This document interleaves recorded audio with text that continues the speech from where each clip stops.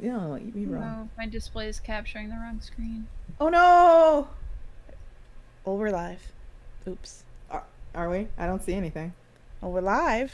Yeah, That doesn't. are we? Yeah, well, my display. We're is live on shit. my thing too. Oh hey, there we are! Look at us! Folks can hear us. Yeah. Hi everybody! If you can hear us, please say something. They should be able to hear us. Yeah. Yeah, They should be able to hopefully. hear us. Oh shit! Hello, hi Heather. Let me pop the chat out and drag it over here. I'm just perpetually gnawing on a chicken head. Look at me. Yum yum yum yum yum. Yeah. yum, yum, yum, yum. I'm mirror streaming this on my Twitch and I'm drawing while we talk. So I'm drawing while we talk too. Okay, cool. people can see my drawings. I'm taking a break from drawing today because I overcommitted in May and I hurt physically. Yeah, that's totally. It's okay to overcommit. It never causes any problems. How dare you? Okay. Official intro time. It's official intro time. Hello, everyone, and welcome to the Iron Circus Geek Show. I'm Spike. I'm Kel. And I'm Amanda. Oh my god, we're doing the exact same intro. And this is the resurrection / sequel to the podcast that we stopped doing in 2019. Holy fuck. I think it was Kel who told me that we stopped doing the Dirty Old Ladies podcast in 2019. And I straight up didn't fucking believe them. I'm like, no fucking way it was 2019. And then I went back and checked, and sure as shit, 2019. It's been that long. Time flies when you are swiftly approaching death.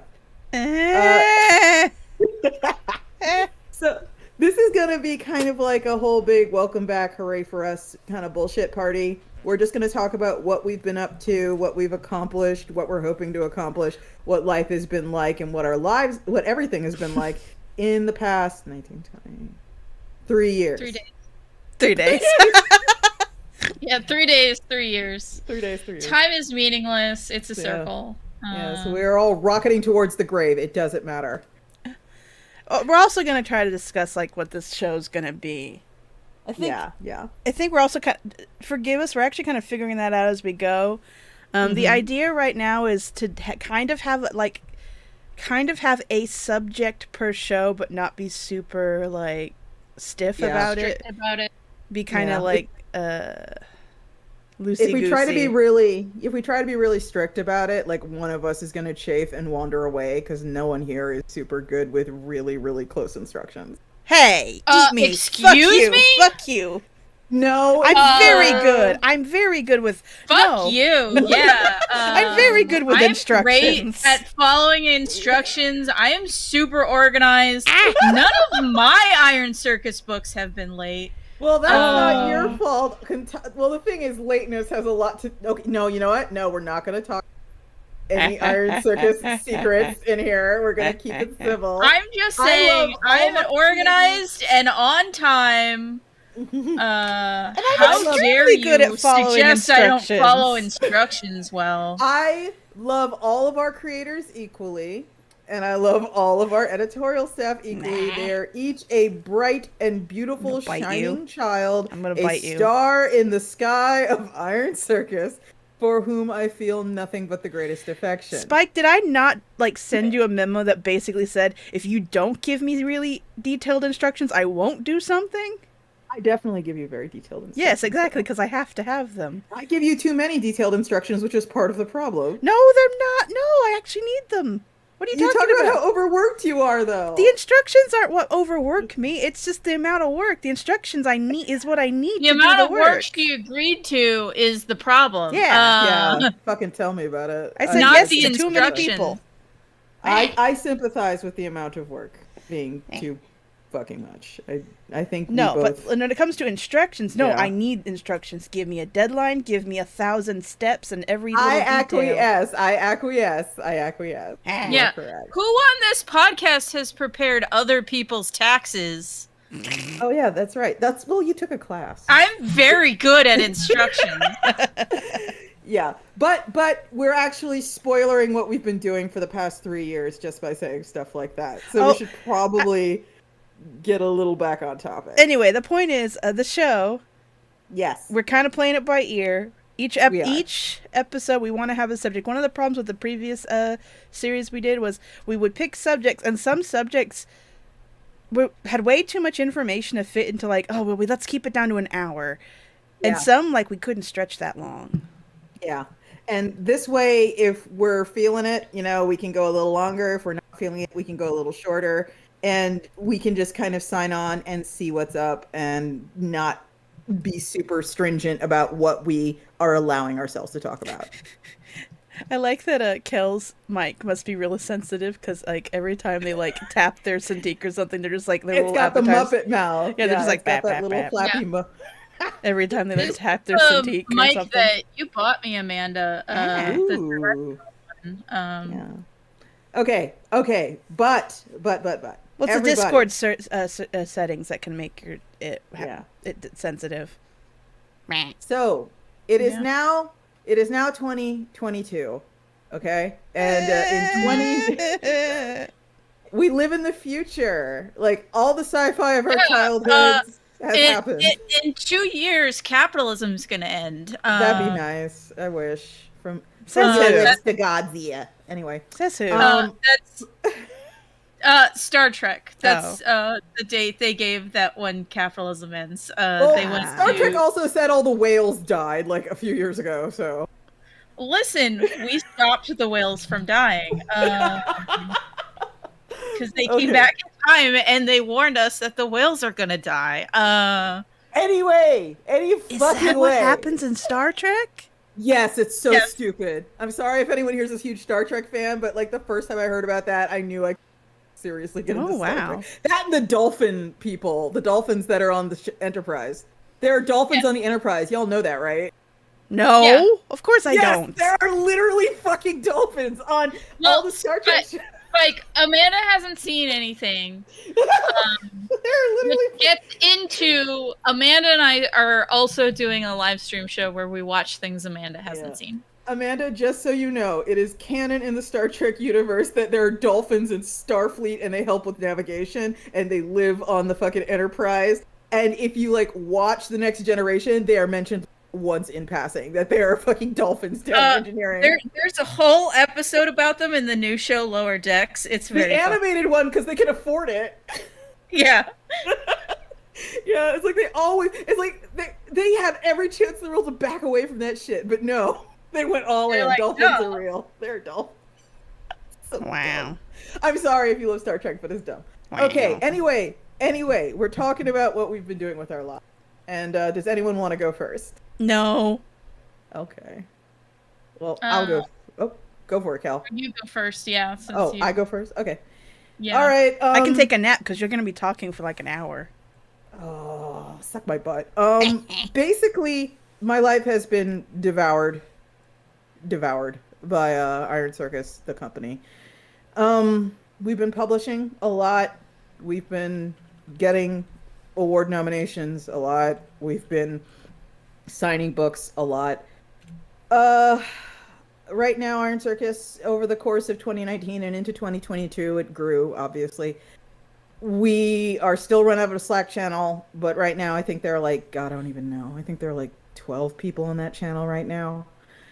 We run like every other small mid publisher you would ever think of, except we probably, this is not my judgment, this is literally the judgment of my distro, but we run better than most small mid publishers because we run a tighter ship, which I was very pleased to hear during my last audit at Ingram, who is our distro. I don't know what people do and don't know about Iron Circus, but functionally it's like it was kind of sorta founded in 2007. That's just when I began self-publishing and decided to get an LLC. It's in the process of converting from an LLC to an S Corp because my accountant, who by the way is not Kel just did Iron Circus taxes for a couple years in a row, and now I have only one. Only one? Okay. Other people's taxes. Look, I don't even know my own life. But yeah, we're converting to an S Corp because I recently got a accountant, like a actual accountant who is handling the Iron Circus accounts. It's one of those bucket list things where I really wanted one for a while, and now I have one. And one of the first things he sat me down and told me, he was like, "Why aren't you an S Corp?" And the reason behind that is you shouldn't be an LLC because okay, it's working. After you what's up? I was just gonna say, for clarity, I didn't even really do all the taxes. I just filled out 1099s for you one year. Oh yeah. Oh, okay, yeah. Yeah. But he basically sat down and, like, this is not a brag. This is just a thing he told me. He said, you make too much money to be an LLC. You are paying thousands of dollars more in taxes than you need to be. So we're in the process of doing that right now. Things are going really well. We've gotten, since we last broadcast Dirty Old Ladies, 3 Eisner nominations, a bunch of other nominations. The Eisners are the ones that matter, because if you give a shit about comics, you probably know what those are. We got 1 last year for Banned Book Club, and we got 2 this year for the anthology You Died, and which I edited. Vote which for me. you and Andrea Purcell edited. And if anyone here, hey, if you're a pro, go vote for us, please. That'd be great. Maybe I will. It's been really interesting, and I think the thing that I should probably mention that consumes a significant portion of my life, but not necessarily, is the production of the Lackadaisy animated short, which is a Kickstarter we ran in 2020. For a while there, it was the highest funded Kickstarter, short film Kickstarter on the site. It has since been eclipsed by Don Hertzfeldt, and I think one more. I can't remember though. But for a while there, it was the highest funded short film in Kickstarter history, and it held that spot for a couple years. It beat out Hair Love, which was pretty cool, considering that's like an Oscar nominated. Destroy them. It's a big deal. And yeah, so the Lackadaisy film has been in production since 2020. It's absolutely wholesome thing. Destroy it. Lackadaisy is a webcomic, also Eisner nominated, by Tracy Butler. And it's just about anthropomorphic cats in the 1920s who are like rum runners and run speakeasies and shoot each other. And it's very beautifully drawn. You're leaving out the context that it's like a pretty old, really well-known webcomic. Oh, yeah. It's kind of like a hood classic. If you're into webcomics, everyone kind of knew about Lackadaisy. And yeah, this is my favorite story. I love telling this story because it kind of, every once in a while someone will be like, why do cons? I don't get why you do cons. Why would anyone do cons? I did a convention. God, I hope it comes back in California a few years ago called Kala, which is Comic Arts LA. Oh, I always said Cala. Lol. CALA, Comic Arts LA. It was very small. It took up slightly more real estate than a basketball court. And it was one of those things I decided to do last minute. And the U.S. Post Office, like, threw up on its dick and fell over and passed out. And while I was getting ready to get on the plane to go fly to LA, I got notice from the post office that none of my books were going to be delivered. So I suddenly had to like, pack a whole extra bag. And I was miserable, and I wasn't planning on doing that because now I had to pay for an extra carry-on that was literally like 50 pounds. And I was just like, this fucking sucks. This wasn't the plan. Why can't anyone do their job? Rah, rah, rah. So that was me. And I got on the plane, got to Kala, and Kala is kind of like, I hope it comes back. I don't know if it's going to happen again ever. The pandemic kind of really derailed it, and I don't know if it's happening again. I really, really hope it is. If anyone here has any sway with anybody who has anything to do with Kala, please ask them to bring it back, because it felt like a weird magical thing that is never going to happen again. It was a very bizarre experience. I set up my little table. I did not have anyone with me. This was just like me, Spike, running Iron Circus's table all by my lonesome, like it was SPX 10 years ago again. And this is a comic convention where the traffic was mid, not high, not low, just when mid. When did this happen? This was like 2019. Okay, I guess it's relevant. And but the people coming by your table were like Matt Groening. They also actually gave a shit about comics. Yeah, so. Yeah, Matt Groening and Rebecca Sugar and all these other people who work in animation and like just fucking famous ass people were just at the convention as attendees, like they were buying stuff. It was really fucking weird. And I mean, Well, that's the story of LA. yeah, it is the LA story, but it was one of those things where, thank God the fans don't know about this. It felt very seen because these people would be fucking mobbed. It was. Well, now you've I'll told tell- everyone and you've ruined it. And honestly, it kind of like, God, if we want to reach in the way, way back, like for a while there was Topatacon, which is when Topatico, excuse me, tried to have a convention in New England. They did have a convention. They did. No, try. no, they only had it a couple. They did of it times. twice. Yeah, they only had it a couple times, but like. Yeah, but they didn't try. They did. Yeah, I am corrected. They did, but the like the webcomic celebrities, the like monsters of webcomics there, like they were more mobbed than Matt Groening was at Calla.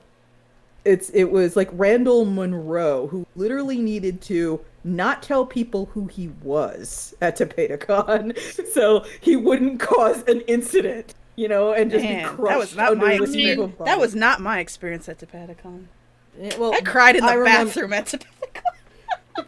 But this is what I'm telling you. It's like it was very strange to see these really big deals in animation just kind of like walking around and chilling.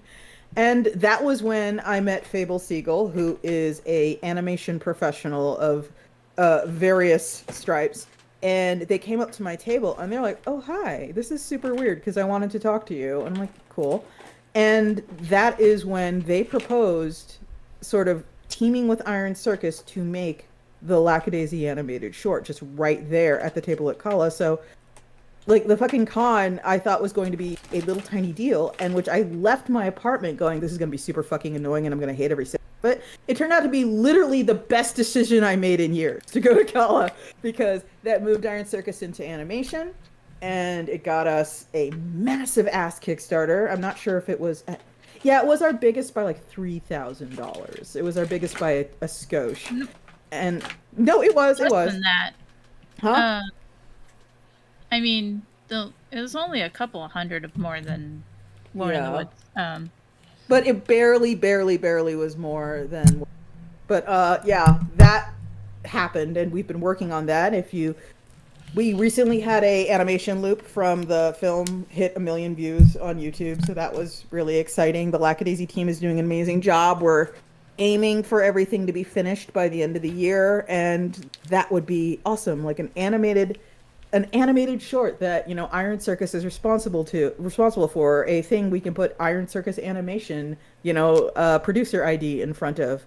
You know, I get an IMDb page now. You know, I literally credit, and, you know, fingers and toes crossed, we have a thing we can like kind of walk in front of production companies and like, oops, look what I dropped. It's my 1 million view animated short. Let me just bend over, pick that up. Oh, it's God, so I regret heavy being friends with you at this exact moment. It's so heavy with hands. You're making me want to barf. I hate this. I hate every second. What's the... That's kind of what we've been up to. We've been publishing. Banned Book Club was our big darling in 2021, 2020-ish, and we are getting ready to put out another book where it is our first French sort of licensing thing. We licensed a French book by a creator named Cy, spelled C-Y, and they did a beautiful colored pencil graphic novel about the Radium Girls, and we were all like, okay, you know what, we'll try it. You know, we've never bought licensing and imported a title before, and if things keep going like they're going, the pre-orders are going to outstrip the initial run, and we're going to have to do an emergency run to replenish, because the hype for the Radium Girls has been it took us by surprise. And, you know, other things have happened. Kel, I'm sure, will be happy to tell you about the Kickstarter they ran in tandem with Iron Circus for Cautionary Fables and Fairy Tales, which blew up directly in our faces, unexpectedly. But yeah, things have been sailing along over at Iron Circus. We benefited tremendously. This sounds terrible, but we benefited tremendously from COVID. Because, we are part of the publishing industry. And while the publishing industry is now kind of a fucking mess due to COVID, it also grew graphic novel readership like literally 40% in 1 year. It was absolutely cray cray. It was like just seeing the sales, like that can't be that can't be real. But no, it was. And that's allowed a lot of cool things to go on over here. We've signed a lot more books. We've vastly increased the signing, the advances that we can assign people for, which has always been super important for me. Like I said, we've hired an accountant. That was a big deal for me. Iron Circus now has multiple editors, print tech, it has an accountant, it has publicity in the book world, it has publicity in the online world. It has just this multi-pronged kind of approach. It's experimenting with a lot of pay-to-play promo right now. YouTube pre-rolls. Yeah, YouTube pre-roll stuff, ads in trade magazines. Oh, I thought you said pay-to-play and my brain was like, no! Yeah. Yeah, pay-to-play is kind of like, instead of relying on a lot of small press outfits, they, including us, by the way, rely on word of mouth for a lot of their attention, a lot of their growth, which is why retweets are super fucking important, and why you telling your friends, oh, hey, you know that cool book I told you about, it's on sale right now. That's all super, super important for small presses. That's how we survive. That's our blood. But we have reached a point now where I'm starting to pay for advertising, which is a whole new world.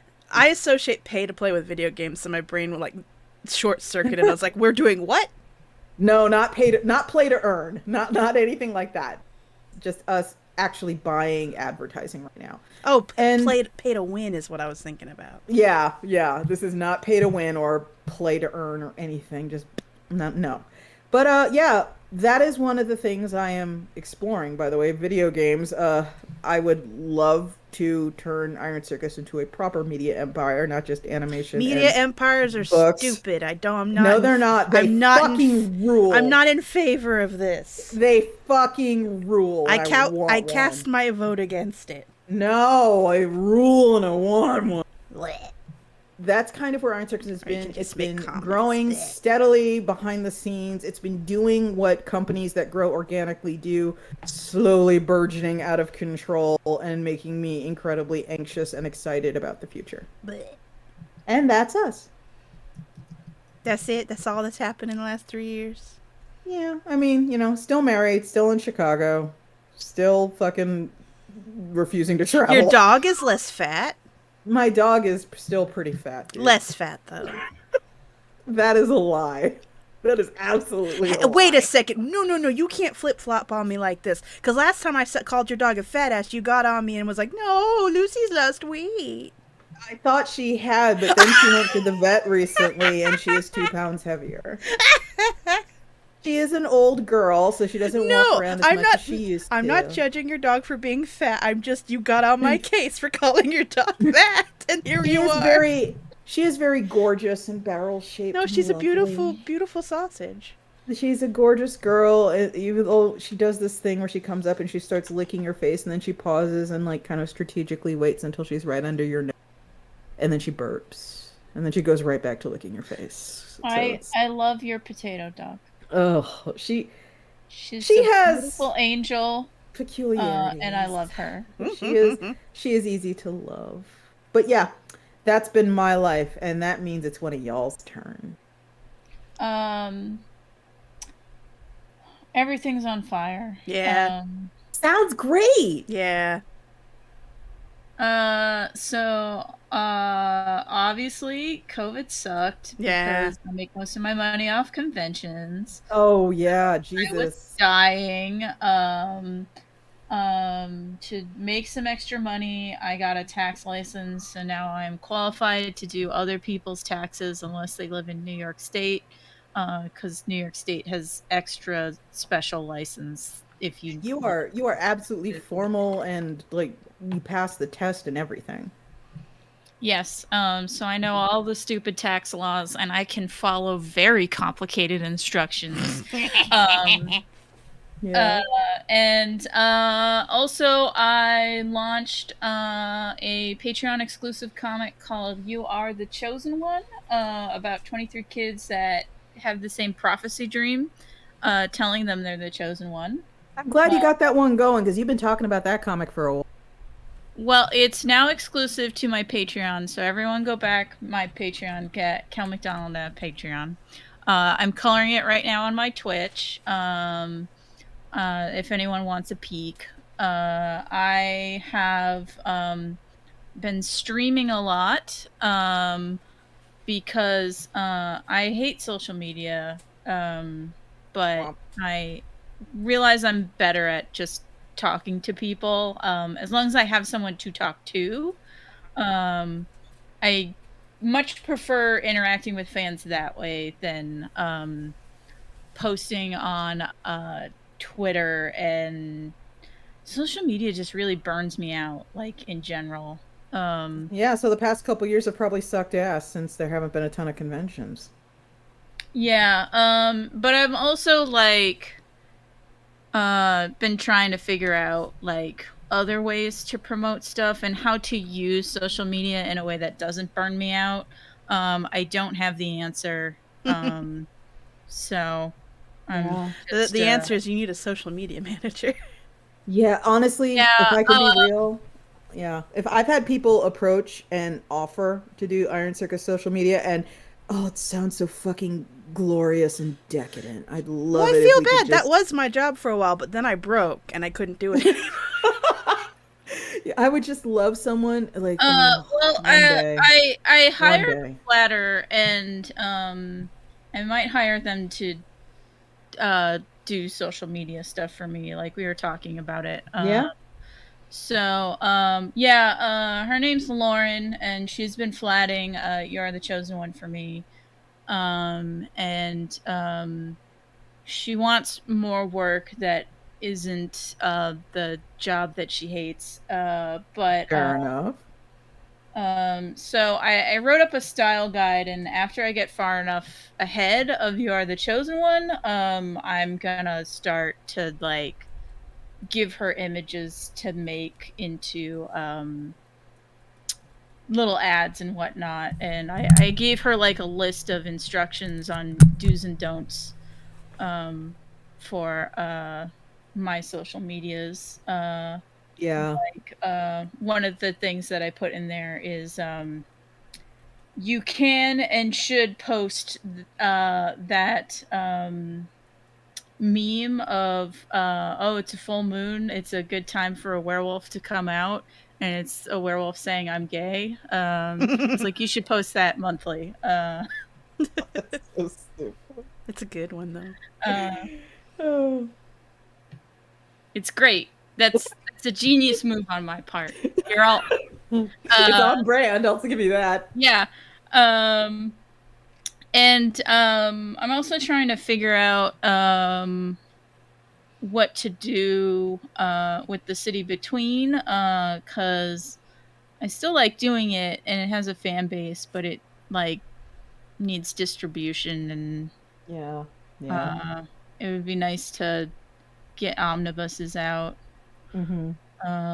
But yeah, one of the complicating factors when I say that readership for graphic novels across the board grew 40%, one of the downsides of that is primarily for young readers. That means like middle grade. Is they went up across the board, but it's more publishers want the safe bet of readers. It's less of a like, it's not that readers don't want adult comics, it's publishers don't. Yeah, they don't want to risk adult comics. Yeah, and agents don't. So it's this weird sort of spot where like people want it, and you can see that people want it via like the sad thing is that even agents want it too. I've talked to a bunch of agents and they want it too. They just know they don't have publishers to send it to. So even for the agents who do want the adult oriented stuff, they just like, oh, I love this, I can't do anything with this, sorry. Yeah.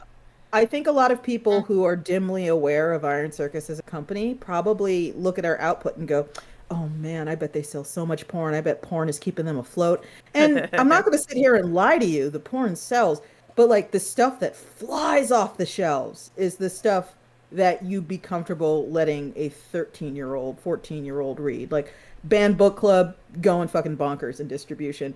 Student Ambassador, we need a the Cautionary Fables and Fairy Tales books. I think there are 3 reprints in action right now. It's just absolutely hard to keep that stuff. Libraries take a big chunk out of that.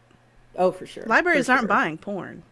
I publish porn because I love the porn. I know people love the porn, and quite frankly, we feel very much like, to paraphrase a great man, we feel very much like a candle in the dark when it comes to a Who lot are you of paraphrasing? Carl Sagan. Okay, thank you. Yeah.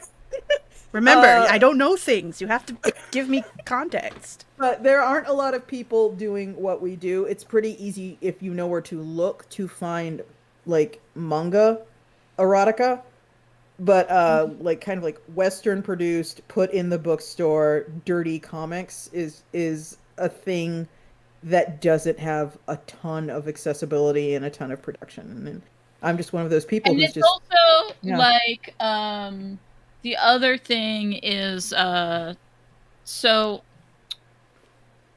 the places that are publishing adult comics are places that are very much in the old school white guy like Yeah.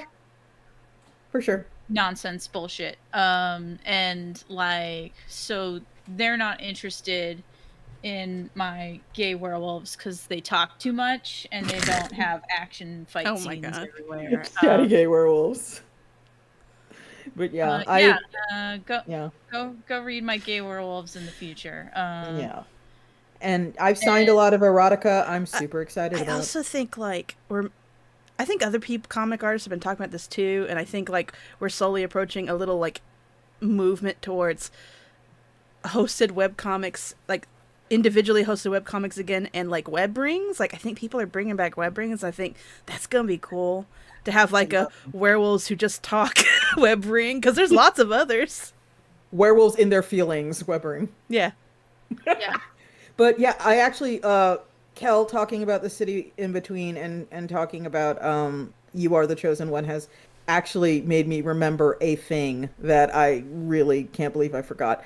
I have a blog on a site called Pillow Fort, and for the past very long time, I don't even know how, been very painfully slowly updating a webcomic on there. If you go to Pillow Fort Iron Spike, you know, you can find it. And or if you go to my Twitter and see the pinned tweet, it'll link directly to it, I think. It is a reboot of a comic I did, I want to say 15 years ago, that has been completely kind of redone from the ground up. And I am deciding that incredibly slow updates are better than no updates. So I put a page up when I have time to put a page up. It doesn't really have a name, but the plot is just, I've been telling people, it's just like elves and Bolshevism. It combines a lot of interests that I have, and I don't want to spoil it because it kills my motivation, but it's got a lot to do with, like, I like juvenile delinquents, and I like failed utopian movements. And blood. And I like blood. And apparently, I can't deny it, I kind of got a thing for head injuries. That shows up a lot. So, if you're into that kind of thing, just head and look at the pinned tweet. For lack of a better title. If you were like a 14-year-old right now, I'd be very worried about you. I know. I can't help it. It's like there's a lot of like, sort of. You have those sensibilities where if like this was all in a binder and I read it and you were like 14, I'd be like, I'm going to the principal. Yeah. Oh, Heather, I'm sorry about Templar. I had to stop. I had to. My life took over. I'm sorry. But yeah, that's everyone should read My Werewolves and Their Feelings. They're easy to find. Well, there's lots of werewolves and feelings. It's not just one thing. They're all on calmcdonald.com. Yeah. There you go. And right now, Murky Water is updating and is and then You Are the Chosen One is going up on my Patreon, like I said. So each of those update once a week. Badger says I should still be worried about Spike. No. Well, you know, I'm still at I am what the internet made. So, Kel, what are you working towards right now? Yeah. What's the goals? What's the long-term plan? I don't know. Because I'm depressed and sad. I'm depressed and sad, and nothing's working out. Yeah. So you're a cartoonist, basically. Yeah, because basically I tried to get an agent and then no one is interested in anything I'm doing. And then the fact that publishers aren't really interested in adult stuff is also like it sucks. down. It sucks. It sucks. Yeah, it sucks, and I'm sad. And also, I frequently feel like no one is excited about my shit but me. None of my friends read my comic. I'm sad. Hey, I don't I read could anyone's absolutely- comic. Yeah, it's like, don't take it personally, y'all. I don't expect you to read my comic, and I don't read yours. So sorry. I have one day a week I read webcomics. I mean, yeah, no, one day every 2 weeks that I put aside to binge webcomics, and that's it. Yeah, I'm speaking dying. of, I'm just gonna call it Blacada because that's what it was called 15 years ago. Even though that name more my pillow fort, excuse me, comic Blacada. I think maybe 100 people look at it from time to time. It's just Kel is trying to do unionization efforts though. Oh, yes, yeah. that was my thing that I hadn't gotten to yet. Yeah. Was speaking of manga, I got hired as an editor by Seven Seas, so I'm founding in isekais, all isekais all the time. Everyone is getting hit by trucks and ending up in fantasy lands. And then shortly after I got hired, I was approached to be like, hey, we're unionizing because everyone is overworked and also manga is flying off the shelves, so we should get a piece of that. So go support the Seven Seas Union. There are cute cat mascots that I designed, though that's not posted on the website anywhere because they are like, oh, we don't want you to be a target, Kel. Yeah. That makes sense. Whatever. I hope your union telling gets everyone recognized. I designed those fucking adorable cats. They're very adorable cats. I made honestly, those are portfolio-worthy cats. Put those in portfolios. Like, I can draw cute cats, motherfuckers. Everyone support the Seven Seas unionization attempt. Let Seven Seas know you want them to voluntarily recognize the union. Yeah, but don't harass anyone. Yeah. No. I mean, you be an adult about it. Well, we've actually been having a problem where people are harassing the Seven Seas freelancers. Oh, lame. For no, not don't do really that. supporting the union, but like, since they're freelancers, they can't join the union, and it is easier. I start to sweat furiously. So it's Ned Badger, I did not come up with the Seven Seas, the means of production. That was what someone replied to our Twitter with. That's incredible. So yeah, my newsletter just went out, and that was the subject line: Seven Seas, the means of production. That's badass, though. Can I just say that, like... Oh, no, keep talking. Our official hashtags are isekai is possible, because isekai, if you translate it literally, means other world. I was wondering what the hell y'all were talking about. And then the other thing is that our other slogan is our flag means union, because we all like our flag means death. Nerd. We like pirates and want them to kiss. Yeah, so they're good cats, and support our union. That just makes me think of they're good dogs, Brent. They are. We got retweeted by Jorts. Oh shit! Jorts? Famous cat. Jorts! Cat, yeah, the cat that like licked the butter off the other cat. No, Jorts is the one with the butter, right? Okay, then yes, Jorts is the buttered cat. Jean is the smart one. Jorts is the idiot. Okay, well, we were retweeted by the idiot cat. The buttered cat. Yes. Jorts! A pro-union buttered cat is in our corner. Yes. Yeah, and then I have lately been rewatching DS9, which is why I know a lot of dumb Star Trek things right now. And DS9 has a union episode. Okay. Speaking of the union, I was very pleasantly surprised because I was checking out Seven Seas social media for various reasons. And wow, manga readers are sure pro-union. Because I feel bad for their social media person, because almost every time they tweet about an event or anything, it's just lots of people with anime avatars being like, so what about your union, huh? Sure would be nice to support your workers. I'm like, holy crap. Yeah, and just real quick, everybody, in case it hasn't been clear from what we've been saying, like, whoever is running the Twitter for various publishers, you have an excellent chance that you are just talking to some poor fucking intern or who has no power. So there is no point in being shitty at them. Now, don't get me wrong. Tweet at them about, hey, what about the union as much as you want. Just don't be a jerk to them. Yeah. Don't be shitty. Yeah. Oh, shoot. I got to mute. Give me a second. Sure. Because there's also been some people that, like... Okay, yes? I was going to show you the we're slightly worried that people are going to try to dox the owner of Seven Seas. Oh. Which is like... No, we want them to voluntarily recognize our union. Don't get that shitty with them. Yeah, you don't have to be like that. You can just, if you want to say something, and I'm saying that if you want to say something, that's cool and good. Just like, hey, what's up? I've bought Seven Seas. I return.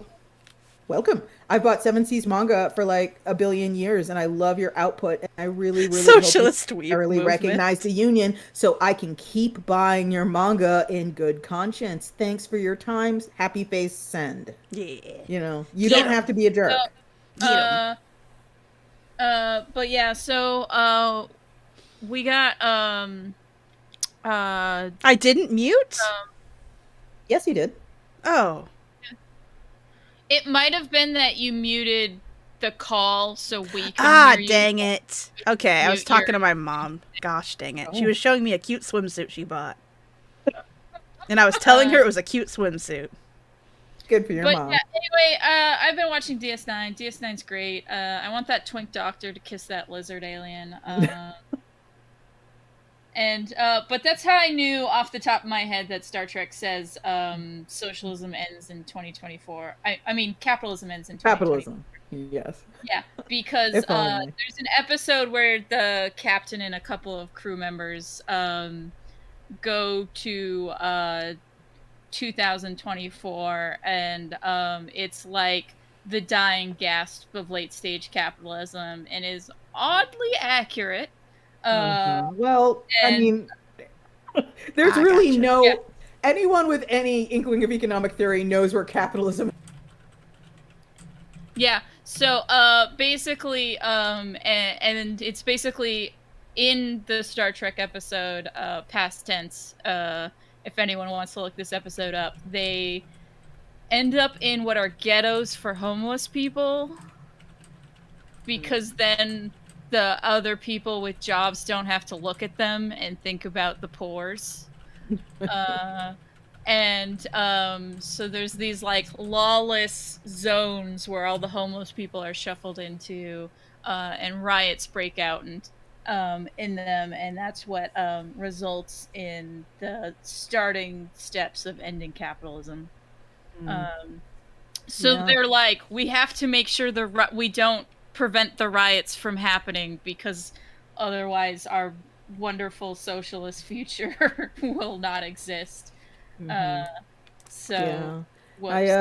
think a lot of people in the modern day and age are kind of coming to understand that they have been lied to for a very long time, and change does not come from sitting around a table with the people in power and quietly and politely negotiating change. So burn shit down. Yeah. It's start a fire. Don't tell them I told you. DS9's my favorite Star Trek, because that's the one where the politics are slightly more complicated than the usual Planet of the Week to have a very important message. Because it's all about overthrowing fascism and then rebuilding a colonized culture. Right on. Most of what go for it. And one of the main characters used to be a member of Antifa. And yeah, that's good shit. One of the things that I've been watching a ton of is okay, just real quick, I'm terrible. I don't watch a shitload of fiction. What I do is I'm working all So I need things where I don't need to be looking at the screen, which is why it took me Oh only yeah, that's until all the yeah. cool people making like video essays are the only reason I'm alive right Oh. now. Oh my God. Yeah. Shout out to H Bomber Guy. Shout out to We're in Hell. Shout out to ContraPoints. Oh Shout yeah, out I to the just started watching We're in Hell. yeah. Shout out to Sarah Z. Shout out to all these people who, they do put stuff on the screen, but you don't need to look at it because that's how I get through my day. Maybe don't shout out Sarah Z. We're live, Kel. I am not apprised of the drama, so. Oh, I just think she's boring. Kel! Whoa! Kel! Oh my God. Whoa. That's not drama, that's opinion. Yeah. Yeah. I mean, I'm sure, I've told y'all that I don't like stuff you say what? You cut out. But You cut if out we're gonna oh, sorry. If we're recommending things really quick. We're not. We are. No. Yes. There is a YouTuber that you absolutely need on your roster if you are one of those people who work. Press X for doubt. No, his name is Samuel Streamer, and he is incredible. He's the RimWorld YouTuber. He is the RimWorld disaster piece. Yes, he streams a game called RimWorld with ridiculous win conditions and mods attached, and everything he does is super fun, and he has an incredibly goofy sense of humor. And he's like British. He has an English accent, and it's amazing because like the entire base will blow up. I'll just say very quietly, "I can't believe you've done this," and I fucking laugh every time. He's really good. He's really good. Sam Streamer, look him up. I really like to as I continue to get radicalized. Oh, that's why you're so sassy lately. Yes. I really like there is a streaming show every Sunday called Red Planet. And the idea is that they want to combat doomerism. And so they every week have a discussion of like ways to organize, how to like make mutual aid stuff happen. So like they're interviewing people from a bunch of different countries, so it's not like US centric. Like they had a YouTuber from Vietnam on to talk about what it's like living in a socialist country. That's like actually legit socialist and not democratic socialist. Man, you know who I feel bad about? Since we're talking about preferences, I always feel bad about not being able to watch. Who? Super Eye Patch Wolf. I actually like his writing and this. Yeah, but I have misophonia, and the way he talks actually like causes me to like throw things at a wall. Wow. No, he doesn't. He has a very gentle, whispery voice, and I can't I physically can't help it. It causes my skin to crawl. So even though I actually like his content, I can't watch his videos because like as soon as he tries to get like add like presence to his voice to really emphasize something, he'll drop it and get kind of whispery and intense, and it makes me want to like smash a keyboard. Oh, wow. That's really unfortunate because honestly, and rip off my clothes and scream. His one about fake martial arts is probably I loved that one. I tolerated. Yeah. I worked so hard to get through that one. Yeah. Luckily, he was really not very. What's the word? Whisper screaming? No. It's a. Like I guess there's a sense. It's when he's becoming very sincere. When he's being very sincere, that's when the voice kind of drops to sort of a very intense whisper, a hiss, and it's fine, but I can't handle it. It's just I have ear problems. I'm a freak. Okay. That's why when ASMR really took off, every single podcaster in the world, including my favorites, started making ASMR jokes. It was the worst year of my life. Oh, I hate ASMR. I'm sorry, everyone. That's how I learned I had misophonia because That's the correct opinion. Well, that's how I learned I had misophonia because I was like, I think I have the opposite of ASMR. I don't know what's wrong with me. And everyone's like, oh, that's the thing. I'm like, oh, okay. And then I got talked to doctors and was like, oh, I have a problem apparently. It's a real thing, yeah. My ears is busted. But yeah, I also I like the YouTuber Foxcade is one that I found recently, and he does like development history of video games and TV shows and stuff. Ooh, who is this again? A great one. Foxcade. I'm gonna write that down he has for a later. great one about the show Cop Rock. Oh God! Which is a train wreck of a show, but the development behind it is kind of inspiring as a creator. Because the Cliff Notes version of that story is the guy who developed Cop Rock had 2 mega hit sitcoms. So the TV channel gave him basically a blank check to do whatever he wanted. So he made Cop Rock. Gross. And it's a disaster because, as it turns out, a musical cop procedural, those are 2 things that tonally don't mesh together. And so, but he was so successful with his previous TV shows that the TV execs came to him and said, whatever you want. This is doing awfully. Oh. And we're gonna cancel it.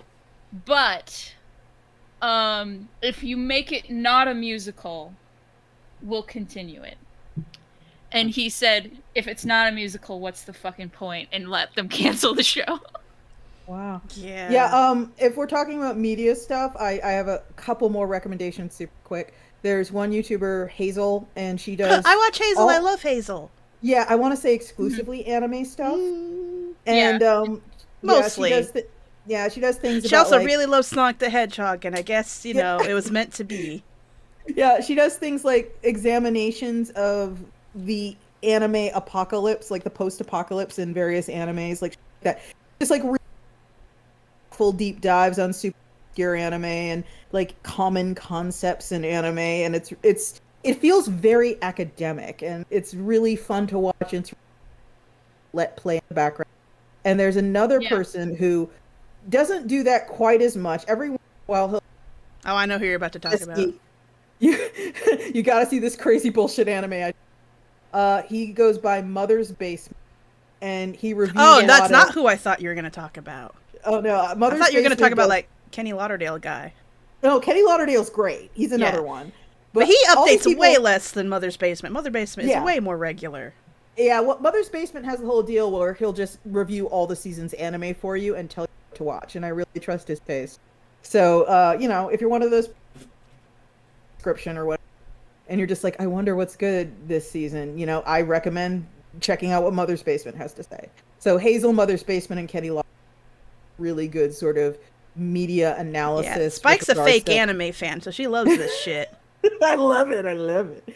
So yeah, I'm a real anime fan. I'll fight you in the street, Spike.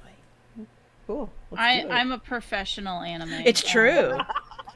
It's true. That's right. You're more pro than any. I mean, technically, my name's gonna be in a manga soon too. So. Yeah. We're in a fucking. We can both push Spike into a locker because we get to. Yeah.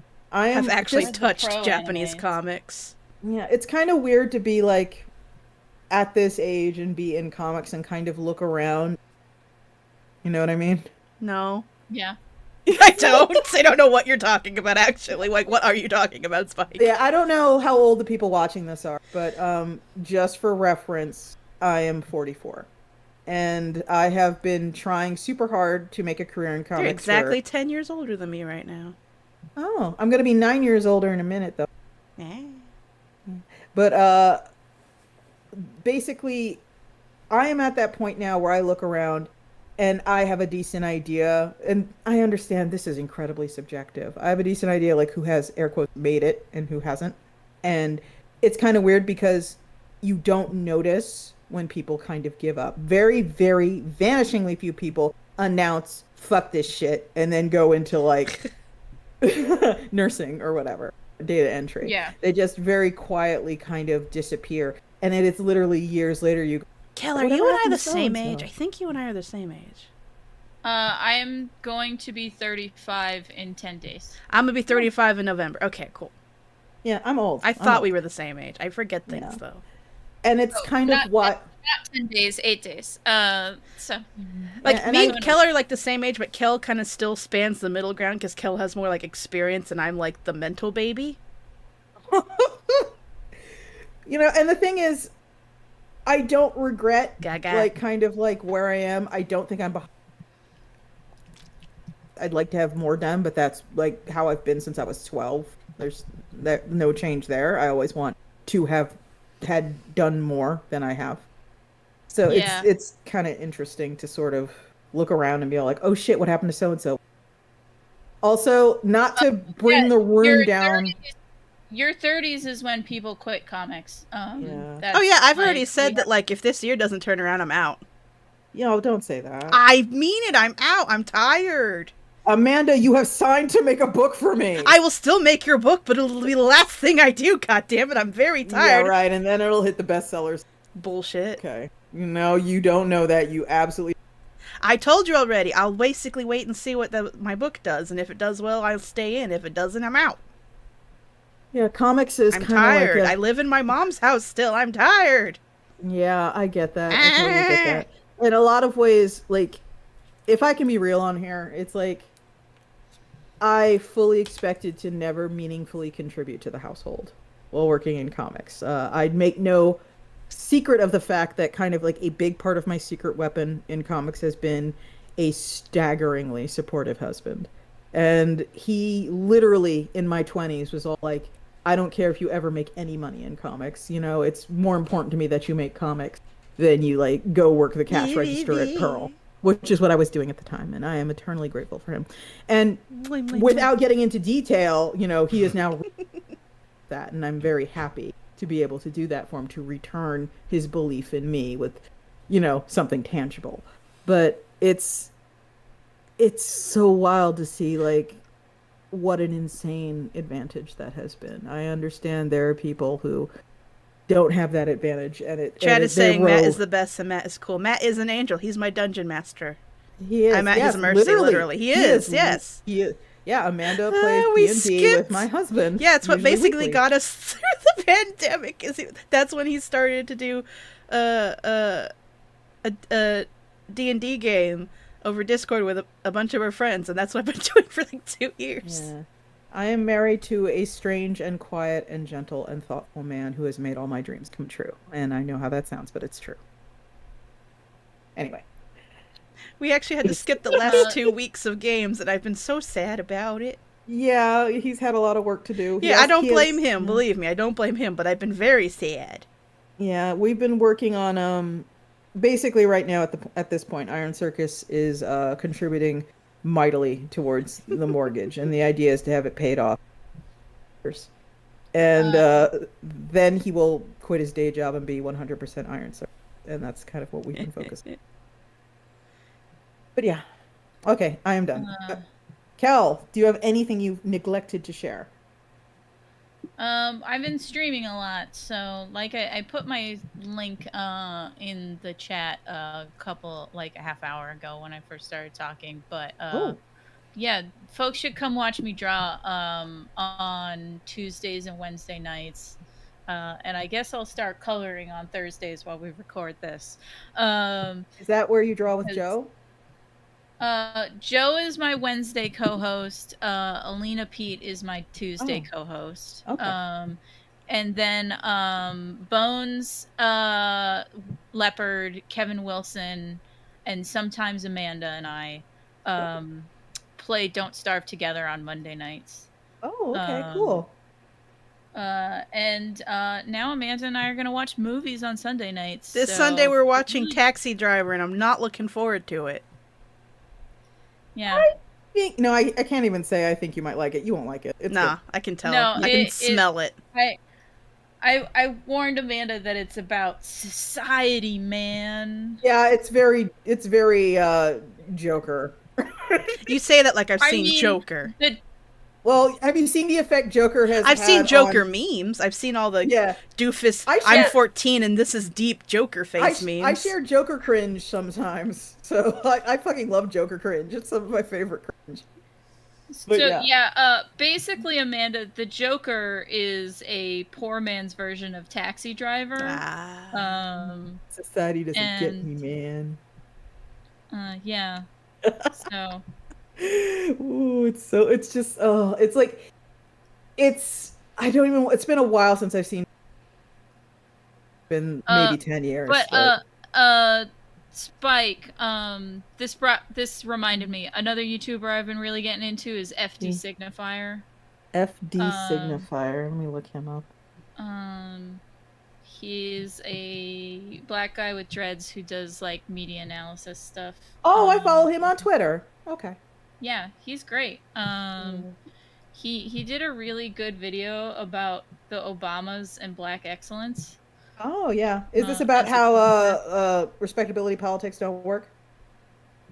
Well, it's more like how the Obama brand, like how like the Obamas sold themselves. Yeah, they kind of had to be perfect just to, qualify.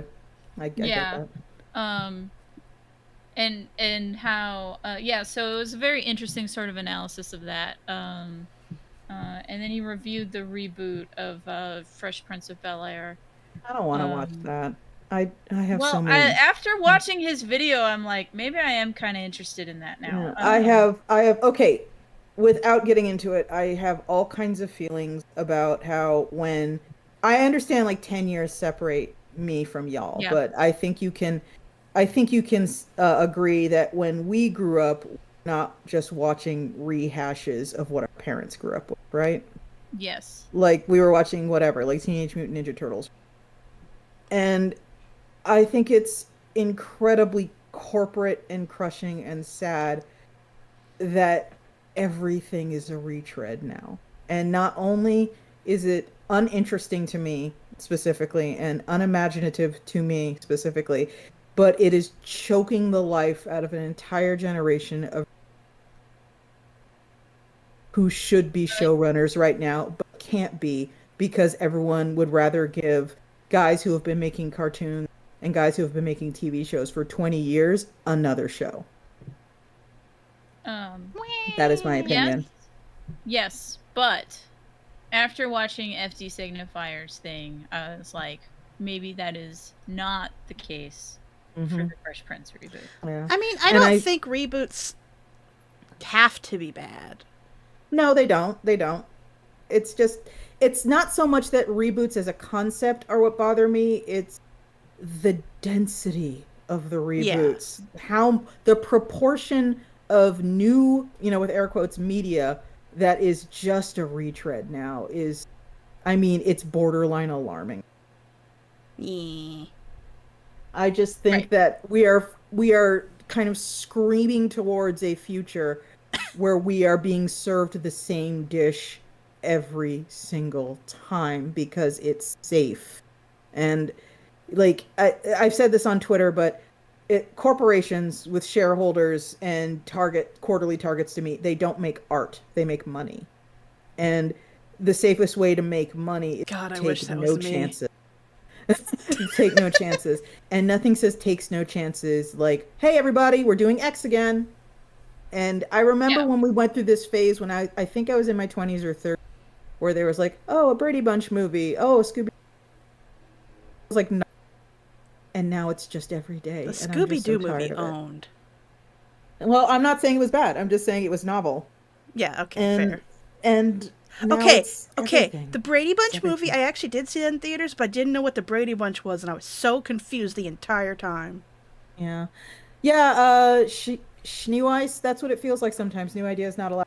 And you know what? Every once in a while, rarely. Oh, Spike, you keep cutting out a little. I'm sorry. I don't know why. Yeah, me neither. But it feels bad. It might be your mic sensitivity. Right. It could be you're drifting away from. Like, are you staying in one position near your mic, or do you like move a lot? I move a little bit. Okay, well, after the show, we'll check your mic sensitivity stuff to see if maybe it's just cutting out when you move slightly away from your mic. Yeah. Yeah, I'm not saying reboots in general are bad things and universally should not be done. I would never, but yeah. God, I was just saying that, like, with the Fresh Prince one in particular, after FD Signifier's video, I was like, oh, maybe I do want to see that. Because it seems like they might be doing interesting. They're using the name to do something new. But yeah, and then I really like Sophie from Mars. Her videos are really good. Man, y'all are recommending cerebral stuff, and I just like live and breathe dank pods. Yeah, We're from Hell is so good though. Oh yeah, We're from Hell is very good. Oh, but I like the We're from Australian man Hell. who yells at MP3 players. That's my jam. I need that to live. No, We're in Hell, excuse me. No. But yeah, I think we've done a lot. Amanda, you haven't gone yet. I know. You haven't gone I've been yet. putting it off. Okay, how about you go then? Okay. Tell everyone what you've been doing since 2019. God, okay. You know what? Let me set the stage, okay? So 2019, right?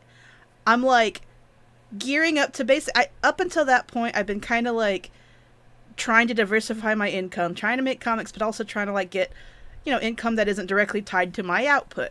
And I had been becoming the Iron Circus social media and convention person. I was like arranging our conventions, doing all of our shows, except for like a few.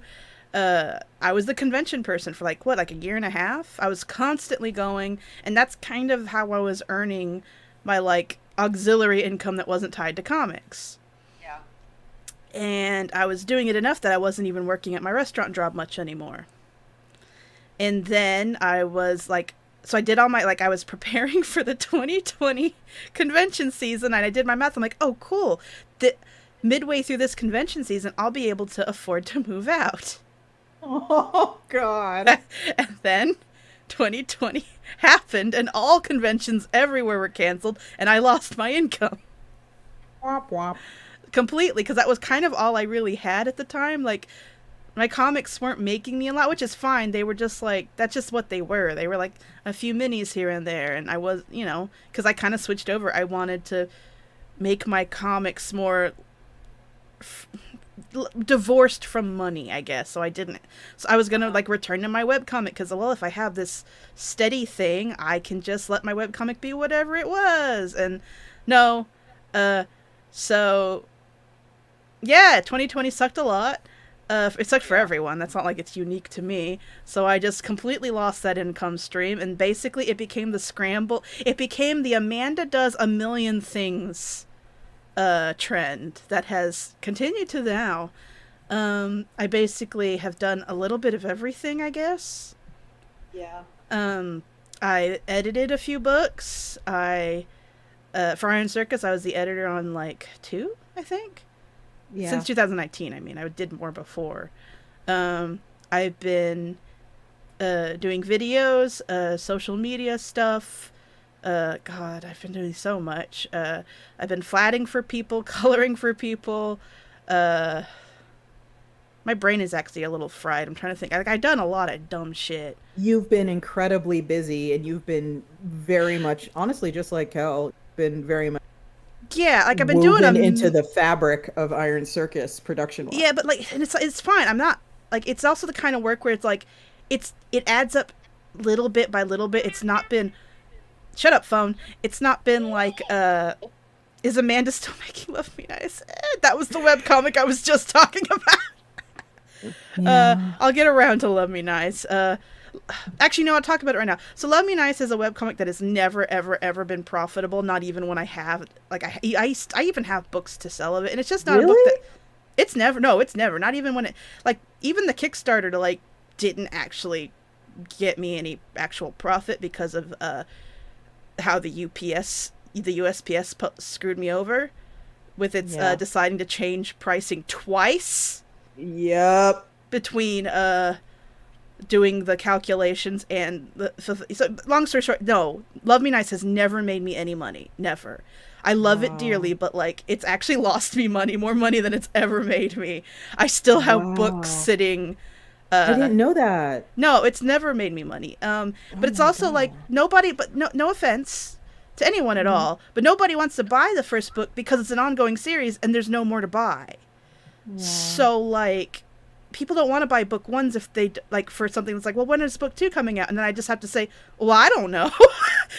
It was very hard to sell at conventions because people would ask, oh, this is neat, when is more coming? And I just have to be like, I don't know, it's a webcomic I make in my free time, so I don't know. So it was a hard sell because people kind of don't want to get invested in something and they don't know if it's ever going to end. I'm not saying Love Me Nice didn't have readers. Like, it had readers. It's just, it's never been profitable. I think twice a week I get a new email from Google AdSense saying, "Hi, we've disabled ads on this page because it's some kind of violation." That comic is not ad friendly. It has never been ad friendly, and that's okay. But I'm constantly getting alerts on that comic. So even during like the height of Love Me Nice and when ads actually did make you money off webcomics, I still wasn't making money because my ads were constantly being like, I was constantly being penalized for Love Me Nice. Like, I never made even ad money off of it. I think maybe I made money when Project Wonderful was a thing. Yeah. Because they allowed, like, you know, more adult material. So yeah, Love Me Nice is really hard to make because it's a free time project. It's a project that I have to justify its existence by, like, having other jobs, but other jobs means I'm too busy to work on it. So it has been my constant goal to return to it, and I've actually been slowly working on it in the background. But anyway, point is, yes, Love Me Nice is technically still being worked on. It's just, it only gets to be worked on, like, once a week, maybe. Yeah. For, like, 2 hours at most. Yeah. Amanda, that, like, people don't want to buy book 1 if they don't see that there's a book 2. Part of when I was designing how The City Between will come out, that is kind of why each story I try to make self-contained. So even though it's a series, like, people can just start wherever. Love Me Nice. Yeah. I don't think Love Me Nice really works on Slipshine because, like, while it has what makes it adult doesn't really make it fit on Slipshine. Like, it's not like erotic. It just has adult themes. Like, the characters, like, there's a cute cartoon monkey that shouts "dick," and, like, they talk about sex. It's not really erotic. So I can't imagine it has a place on Slipshine. And I would offer it to Hiveworks, but, like, it took them 2 years to get back to me about a webcomic pitch once, and I'm now cold feet. I don't know how that works anymore. I'm brain farting very hard. Anyway, so yeah. I absolutely get the whole sort of, like, if anyone in here, like, aspires to make a webcomic, the one bit of advice that I would give you, and I know Kel would, the one bit of advice I would give you, start with something that's like 50 pages. You know, don't launch yourself into 3,000 page 10-year magnum opus at age 22. You will regret it. How dare and chances you? How are dare you super call good. me out like this? Chances are super good. You just straight up won't finish and you will break somebody's. I was 21 when I launched Love Me Nice. I'll fight you with a knife. You know what, Spike? I'm gonna not, because, you know, sometimes when you're 22, that's when you have the energy to launch that giant magnum opus. And if it does work, you're set for several years. I'm in between. I think you should definitely take advantage of all the energy you got, but, like, maybe the reason I kind of side with a don't launch with your 2,000 page magnum opus is, let's say it does do really well, and let's say publishing work comes along that pays way better than your webcomic, then your webcomic gets stalled and you don't come back to it for a while, and maybe you never finish it. Yep. So even having a successful magnum opus webcomic could still result in that comic never getting done. Yeah, and keep in mind that any advice I have is easily 20 years out of, because when I was getting started, when I drew page 1, panel 1, line 1 Arizona, there was no Webtoon, there was no contracts with Webtoon, there was no Patreon, there was no Kickstarter. So, you know what? Maybe I'm totally full of shit, so who knows? I don't know. I finished my 2,000 page magnum opus. And honestly, good for you. That's amazing. I regret not finishing mine, but I'm at the point right now where there is no... And then I started a new 2,000 page magnum opus. Everyone go back my Patreon and read You Are the Chosen One. Yeah. Is that all you have to say about where you've been, Amanda? No. We just go for it. I'm just putting a knife near you. That's all. Okay, I've removed the knife. The knife is gone.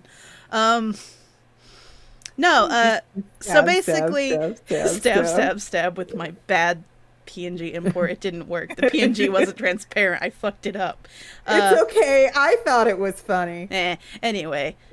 So, yeah, it's kind of been a weird scramble. So, like, 2020 was the... I guess I have to divert back into comic work. Because it's not like I was trying to stop doing comic work. I just was trying to make comics... like, not lean so hard on them so they could, breathe. But now I'm like, oh shit, I have to change course. So 2020 was sort of like, let's lean hard on comics again. So, but I'm still in the process of getting that off the ground. So I've still been relying on all the other little things I've done. So it's like, I've done 1,000 things. And like, if you look at my portfolio, it has exploded. Yeah. But I don't feel like I've moved in any... I still feel stagnant. Like, it's not like my life situation hasn't changed. My life situation hasn't really improved. But I've been extremely productive. Like, if you look at my portfolio, it's like, holy crap. It exploded. You've done so much in the last 2 years. And like, yeah. Cool. It's like, it hasn't had an appreciable impact on my personal life. Like, my personal life hasn't gotten worse. But it hasn't, like, improved. So it's been like... It's been very weird to be so busy constantly, but stagnant in every way imaginable. You mean you're just not where you want to be professionally, if personally. Like, or personally. Here's the thing, I think people who watched or listened to the previous Dirty Old Ladies podcast probably like. I've said it a lot of times. I don't have big aspirations professionally. I just want to keep making comics and not live in a gutter. Yeah. My goals are personal life goals. Like, I want to have an apartment, and I want to be, I don't have even my living situation goals. I want an $800 a month apartment and a cat. If it's not too personal to mention, like, a common thing with Amanda for a while was, like, linking us to apartment listings from, like, Redfin or whatever. Not Redfin. Cute. I can't afford shit on Redfin. Well, wherever. Craigslist. I was sitting Craigslist and Zillow. You would like link us there and be like, look how cute this place is. Look how cute. No, not cute. None of them were cute. I was like, look how affordable. I was linking like here's the thing. My mom's like, oh, wouldn't you like to live in a nice apartment? Like, I don't care. Me not care. I want toilet and hot water and them to let me keep my rats and have a cat. Yeah. These are my dreams. These are my goals. Maybe a patio. So I can scrub the rat cage outside. Yeah. That's it. Simple baby goals. Simple baby goals. Baby goals. So it's like, I don't even have lofty goals. It's just... Yeah. Life is what it is. I'm aware I have insane goals, by the way. No, we know that. It's okay. I have megalomaniacal insane goals. We know that you're crazy. Yeah. I mean, I'm crazy too, but like in my own... We all got brain problems. Yeah. Give me the trash hole. It's true. Yeah.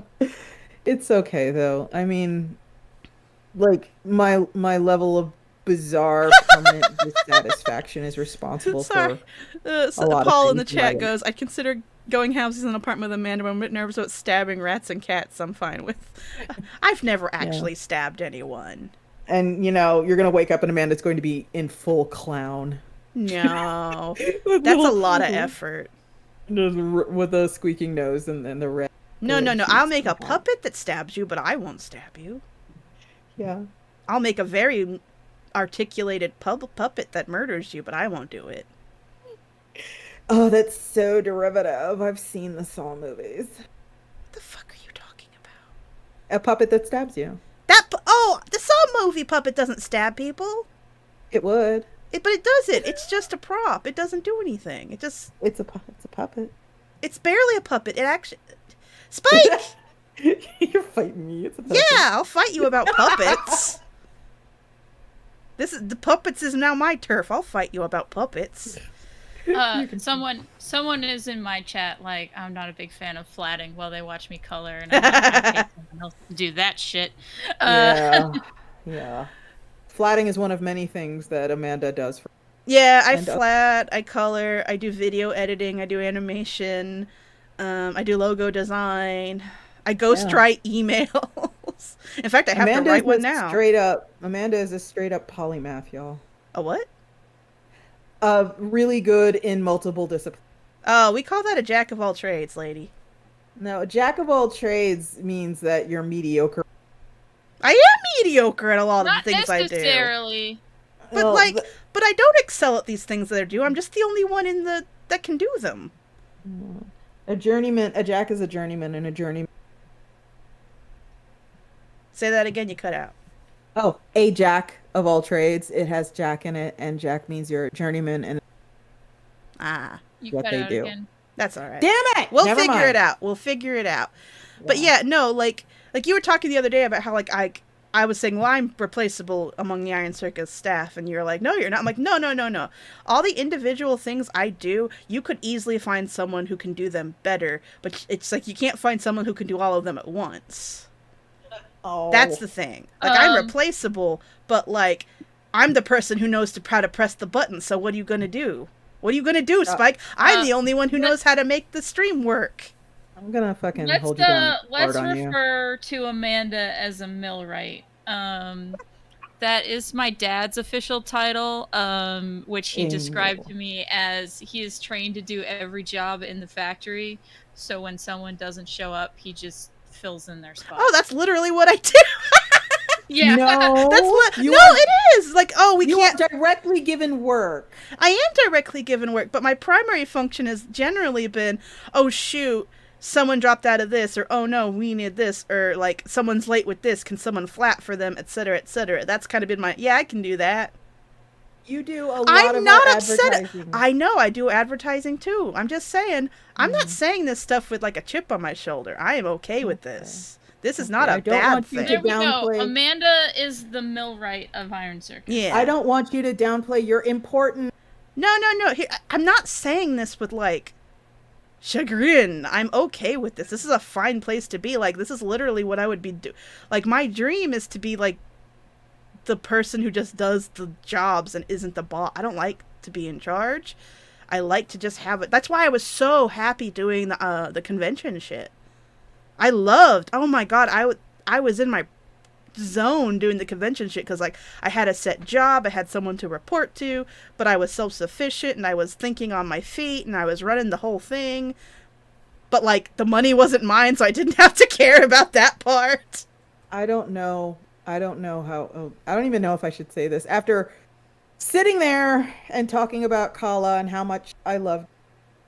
I don't know how I feel. I don't know how many more Iron Circus is gonna do.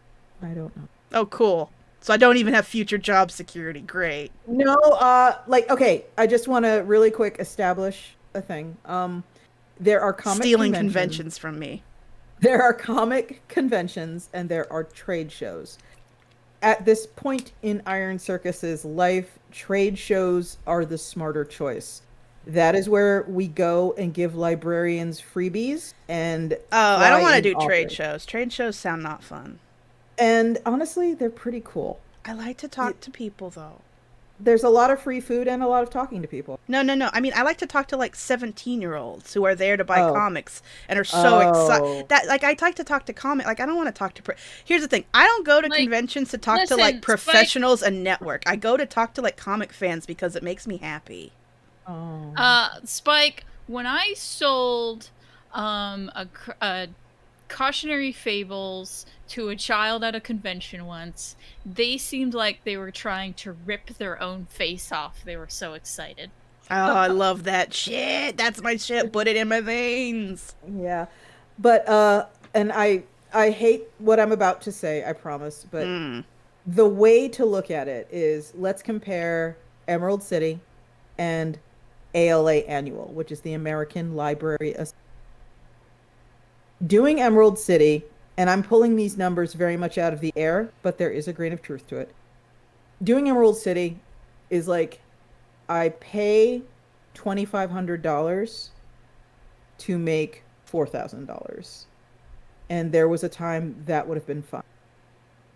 Doing ALA, I pay $5,000 to make $25,000 to $50,000 in the next month. Like the next half year. Oh, that's fair, but that's not why I like conventions. Like, yeah, if I ever had like spare money, I would go to so many conventions just to piss around. As a person being forced to survive a capitalist hellscape and the only thing I have to cling to is Iron Circus, I sometimes need to make those kinds of decisions about where to put my finite energy. But you hate conventions in general. And comic conventions are very much kind of graduating out of money-making opportunity for Iron Circus. And by that, what I mean is, I used to talk to friends who worked at other publishers who had big booths, like, the kind that take up a entire block on the floor. And I was like, I just don't. You guys make money. I know. Yep. And you're like, oh, we don't. We don't make any fucking money. And I was like, oh God, how could they sit there and just take that hit just to be on a comic cover?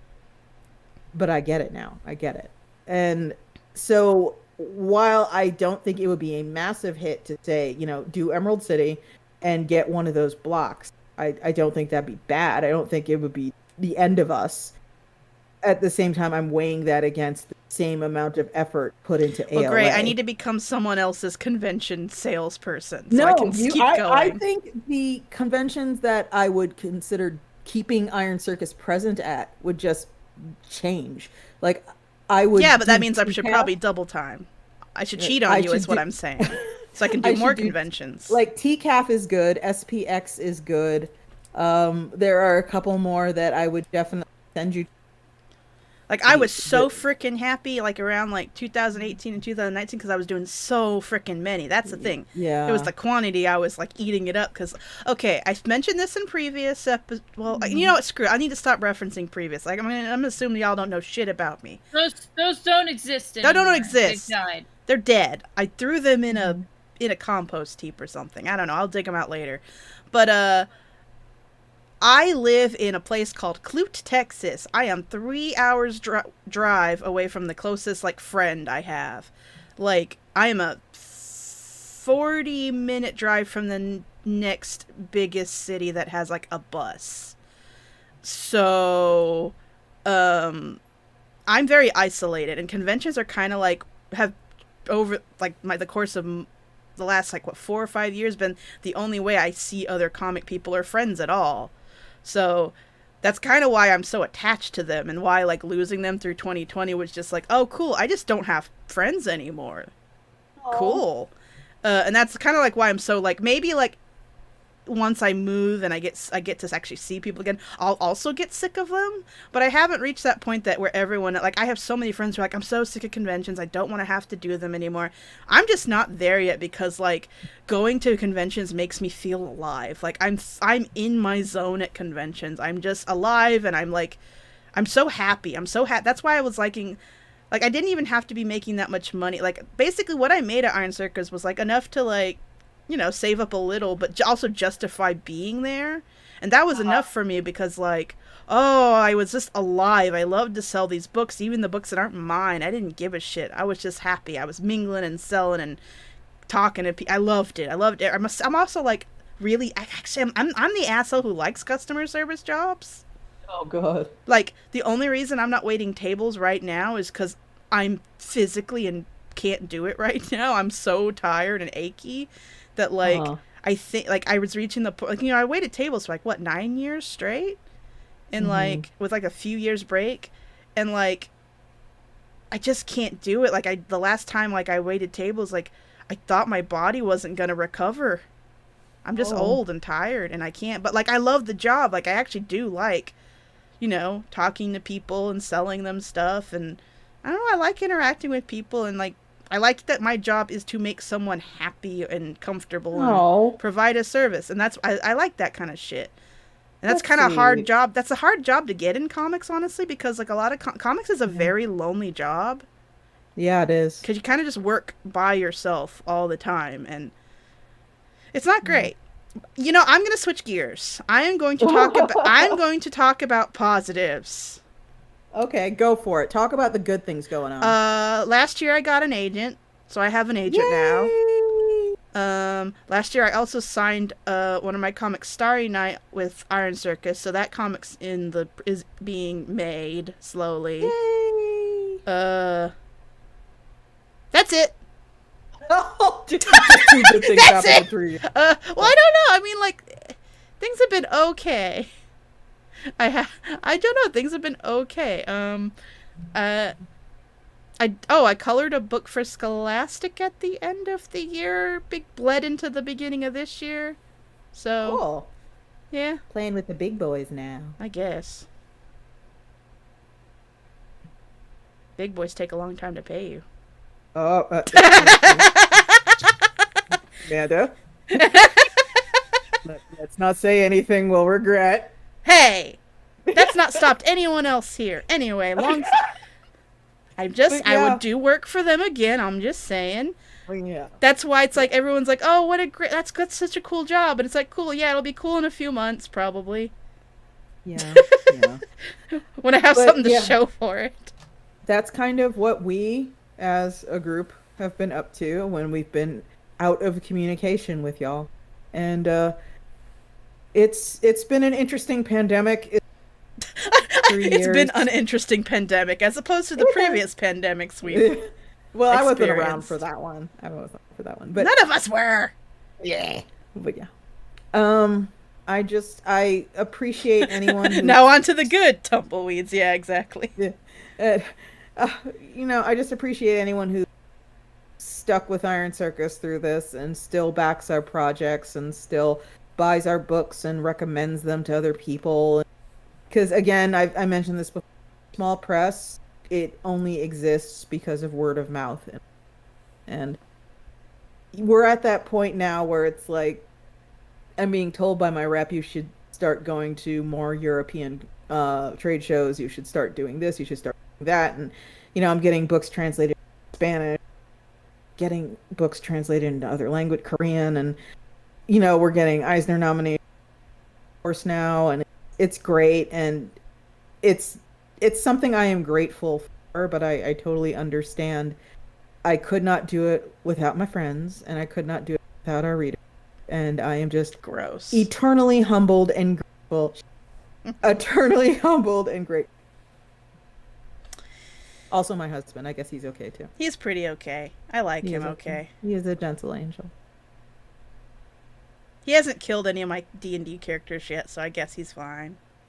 He agonizes over that game. I'm going to give you some behind the scenes. He absolutely just sits there and he puts together campaigns and random roll charts and just spends hours and hours. He wakes up on Saturday. God, I prepare. The game doesn't start till 6. He cares very much about his D&D game. I'm glad, because we love it. It's the only reason I didn't go insane during most of the pandemic. Was just like, I can't wait for my weekly D&D game. Oh yeah. Mm-hmm. The few times I had to miss it, I was like, no, this is my thing. This is all I have. Also, it's very good. Yeah, so we've hit the hour and a half mark. I'm not done talking. Thank you very much. Oh, I thought you were. I was going to talk about my upcoming goals. Oh, go for it. No. Yes. I made yes. No. I need to know. I made very sure to make sure we got to everyone's talking points, and then when it's my turn, I will die. I get bulldozed over. I will die if I don't hear about your goals. No, I'm mostly joking. Spike My goal is a monster. You heard it here first. As if they didn't know. But yeah, no. My goals are kind of like, I kind of realize I have a lot of like skills and shit that I've cobbled together to do a lot of little things. And this year was the year I want to combine them. So I've been animating. I've been doing video editing. Enough that I had to upgrade my computer. Yeah, no, my computer's super fast right now. Like, it's for the sake of video editing. I could justify it with, like, what I was earning from video editing. I've already learned audio shit. Y'all, anyone who follows me has, like, been noticing, like, I like to make puppets. I just don't have anything to do with my puppets. This is the year I decided I want to make a short film or something, or a bunch of little shorts with puppets. Ooh. Like, this is the year I want to cobble together all the shit skills I've, like, learned on the side and actually do something with them. For me. So that's one of my goals this year, is I really, really, really wanna... Oh yeah, Badger helped me make my fancy computer. Yeah, Badger, that'd be cool. But yeah, but yeah, no, I do want to. That's my goal this year. Is I want to make a puppet and do something with it. I also have another puppet that already exists. My possum puppet, and I want to do stuff with that too. But aside from the possum puppet that's in your creator headshot. Yes, it's my look. Everyone needs a persona, and I just took it a step further. I love that you have a possum puppet in your professional agent headshot. Look, I needed a picture. I'm not even being funny. I needed a picture that fully represented me. Like, you look at it and you know what to expect. You know what you're getting into, and that's it. Yeah, I've been thinking about doing. Entertain children. Yeah, chat is saying I should do like puppet stuff for TikTok. I do want to do that. I would follow that fucking TikTok. I'm gonna do that. Once I finish my Furby puppet, I'm gonna actually start doing stuff for TikTok. Go for it. I just have to finish my terrifying Furby puppet. It's just too small to put my hand in it. I gutted a TikTok would be amazing. Yeah, I'm gonna do that. But I've been gutting a Furby to make it a puppet. It's I just have to sideline it because I mean, obviously, if you've got paying work, it's really hard to be like, no, I'm not gonna do my paying jobs. I'm gonna go gut this Furby. But yeah, I'm working on my Furby puppet, but I have like a really ambitious puppet I'm working on. It's a little dragon thing, and I have a friend Sarah, who wants to help make motors for it. So like that's a thing. Oh, yeah, okay, yeah, we're going nuts on it. It's gonna be our weird going nuts on project. I might get 3D printer friend help too. But yeah, no, that's my goal this year. Yeah. I want to make, because like I've always said, like, I'm Team Comics. I want to be Team Comics forever. But, like, I kind of have all these interests and talents and I feel like I'd be missing an opportunity to not put them together for something solid that's mine. Like, I've never really wanted to make movies or shorts or films or anything, but I do want to make puppets, and I do like audio engineering, and I do like video editing. So it's like, I guess I want to make movie? Maybe? Yeah, why even commit to anything big and huge? Just make that puppet TikTok. Exactly. Well, I do want to make things with like nice like blocking and lighting, and I want to learn color grading, and like I want to make something that looks like the Dark Crystal. I don't care how that sounds. I don't care if it's like, oh cool, you want another project that like breaks all your bones, but that's what I want. Yeah, honestly, this is gonna sound like so bullshit and empty, but it's a long Furby, yeah. I think it's really mentally healthy to be at a place with your creative output where you understand maybe 1 million people see it and maybe 100 people will see it. And if the raw number, if the audience size is your primary concern, make concessions or shut up. And the way I always looked at it, I said this a lot. I have a series of esoteric interests that inform my comics output. And right now, that interest is revolving around failed utopian revolutions and Central Asian herder, hunter-gatherer aesthetics and all kinds of crazy shit. And I am making that comic because I want to. And it's never going to be Lore Olympus. It's never going to be Girls with Slingshots. It's never going to be Snoopy or Garfield. It is a thing I am making. And you know what? If one day, like, I look at that comic and I see it has 100 people regularly reading it and that bothers me, I know what to do about it. But if I don't do anything about it, clearly I am okay with that. And this is something that, I have told myself time and again. It's the same deal with Iron Circus. I wanted to grow exponentially. I would stop accepting erotica and adult exclusively on middle. You're cutting out a bit. That's where all the growth is. But yeah. Aside from the puppet thing, to bring it back to comics, what my comic goals are right now, I want to finish Starry Night. Like, I'm working on it, and I'm really proud of it. Like, I didn't see myself making a full-color comic, because I don't like full-color comics. I like black and white. But I'm cheating. I'm just inking it like it's a black and white comic and doing flats. So... Oh. Yeah, you've seen the pages. Yeah, I didn't know how that's how you were doing it, though. Yeah, I'm inking it like it's a black and white comic and just doing basically flat colors, a few gradients, and color holds. That's it. Because I don't want to make a color comic, so I'm cheating. Okay. And then That's how I colored Stars Hide Your Fire. Yup. And like I said, I got my agent now, and I just finished a big pitch proposal to send off to them. It's been through a few revisions, and I'm hoping it does well. It's about here, I'll just read the elevator pitch. It's about queer furry teenagers trying to stop space-time from literally unraveling. The main character's a little rat. She's a little rat girl. Is this your Sonic with the serial not numbers? Yes. Oh, no. Yeah. It started out as like a Sonic the Hedgehog like fan comic idea, because it's like, Sonic's never been good. I'm going to make my own Sonic that doesn't piss me off. And then I put so much work into it that I was just like, you know what? I don't want Sonic to have this. Sonic doesn't deserve this effort. So then Purima. That's the one. It used to be called Homebound, but now it's called Purima and the Loom on the Horizon because of puns and helping it stand out. But it's kind of one of those things where once I took the Sonic stuff out and it started mutating, it's kind of not.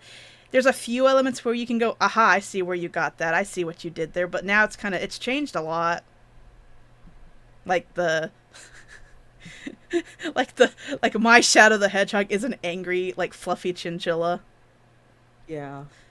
I'm very proud of her. I want people to be, like, very, like, scared of this fluffy chinchilla. It's got very cool art, and Thank I hope you. it gets signed. Me too. It's very gay. I want people to read about my gay, furry teenagers. I don't know how I want to y'all bring can that. talk about I want to bring your the work. furry energy. Like, if we're sleeping on furry comics, I want more mainstream talking animal comics. God damn it. Are you joking? Like the 6 best-selling graphic novels in America? I mean, like, right now. I mean, have you seen I'm talking about, like, have you seen the graphic novel market right now? Yeah, right now. Yeah. Right now. Dogman. First 6 No, spots in Dogman best doesn't bestseller. count. Dogman does It's not. a talking animal comic. No, It it's not totally the same counts. energy. You can't look at that and call it furry. Fine, it'd be that way. Yeah. She wants furry shit. She doesn't want cartoon animals. Fine. Okay. all right, I mean, like, nitpickers. Rescue I Rangers acquiesce. and Sonic the Hedgehog. Oh, That's don't stylish. talk about Rescue Rangers. Oh my god. Look, I've kept my palate cleansed when it comes to that shit, so I can say the sentence Rescue Rangers and not think a single bad thought. Oh, I can think nothing but bad thoughts now. Like DuckTales. I want DuckTales shit. I'm not gonna say anything though. Then don't. Real quick, it's just like, everybody, I don't know if you're aware, there's a whole lot of shit I can't say on Twitter anymore, because every 5 seconds I check my... There are tools out there. There are tools where you can feed it your Twitter handle, and it will tell you who is following you with a high follower count. And there's so much shit I can never say about anything. No, you should again live now. like me and be completely oblivious to that and say whatever you want. No, I can't. I literally can't. Do you know what my most viral tweet is? Is this the one about Bublé's? Yes. To suck Santa's dick? Yes, that is, to this day, it's my most viral tweet. The tweet doesn't exist anymore because I purged any tweet that's over 3 months old, but it still appears, like, a screen caps of it still appear in, like, iFunny and BuzzFeed articles. Yeah. I will never... I don't give a shit. This is who I am. Yeah, but... Suffice to say... No decorum. I am trying to be safe. Because you never know who I'm going to be fucking sitting across the table for these days.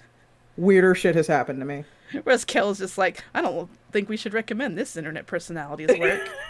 That's my preference. Yeah, I'm just saying, she's bad. Oh my god. But yeah.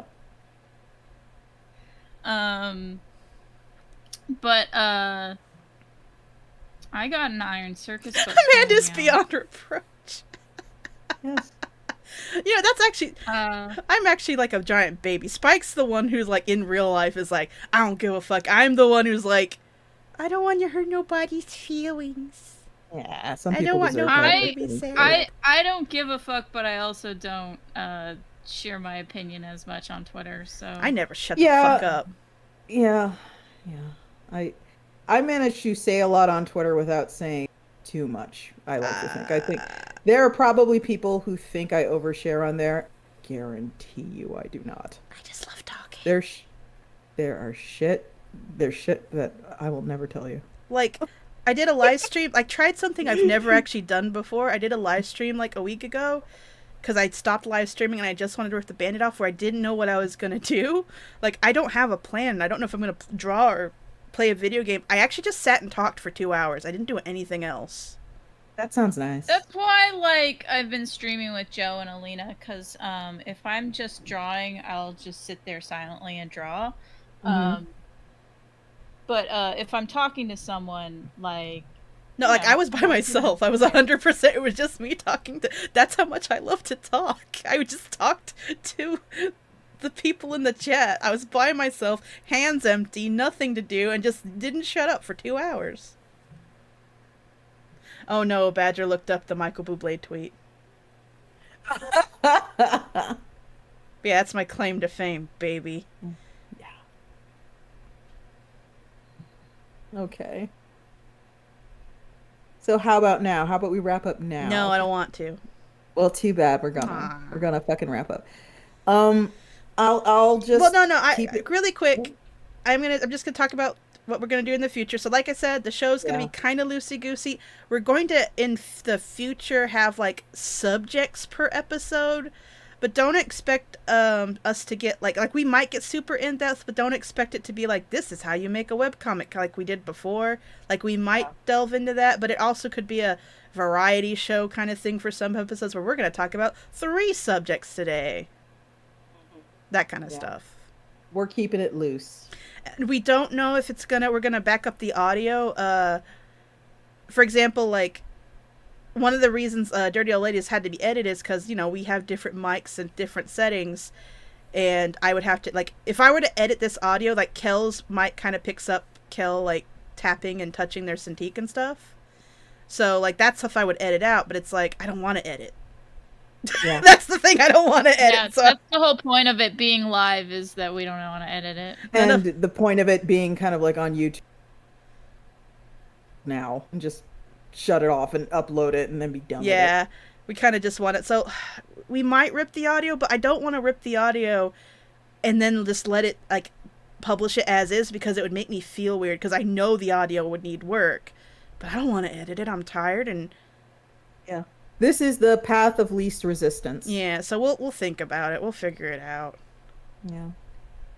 Oversharing is overcaring. Yeah, maybe. But yeah. I care so much. I just want to say... No. Please support Iron Circus's independent crowdfunding. It matters. It matters a lot. Yeah. We have one up right now for Jesse Sharon's The Sea and You. It went over big on Tapas. It's The Little Mermaid, except with a big titty goth girl. No, she doesn't have... Nobody has big titties in that comic. I have to say it, though, because it's funny. But nobody has titties in that comic. I have to say it. Everyone knows what a big titty goth girlfriend. Yeah, but the main character doesn't have big titty goth girlfriend energy, so, like, you're selling her wrong. She's a soft little baby. She's got soft... Marketing. No, you're marketing bad. You're gonna, like, sell it to the wrong people. There's no... This comic, I'm saying this as a lover of... It's one of my favorite web comics. I love this comic. I thought you were gonna say it. I say this as a lover of big titty No, that was my second point, is I am also a lover of big titty goth girlfriends. Amanda loves both these things, but wants you to know that they are different things that she loves. Yes. But, yeah, she's a little marshmallow, and if I were on an app and you described this character as, like, a sweet marshmallow, this person as a marshmallow, I'd like them, but if you described them as, like, a big titty goth girlfriend and this marshmallow showed up at the date, I'd be so disappointed. Okay, we will call her Marshmallow Goth. And Marshmallow Goth, thank you. Okay. But yeah, please, everyone, check that out. If you know somebody, cool with reading stuff YA and up, that's into the idea of a queer little kind of riff, maybe recommend it to them. Also, I flatted that one and made the logo. Yes, you did. It's beautiful. And the thing that's really criminal, everybody, is the cover on like social media and the internet. You're not getting the full effect because that's going to be all shimmery and beautiful when it's actually on paper. Yeah, that's why it's got the kind of gradient fake gloss thing going, because like, it's how else do we communicate? I guess I could do a 3D render. Yeah. Ooh. But please back that crowdfund on ironcircus.com.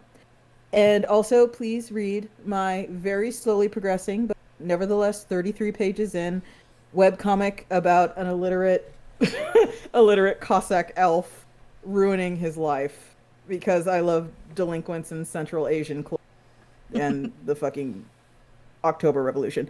It's on Pillow Fort. If you just go to Pillow Fort, I think /Iron Spike, or just go to my Twitter. Google it.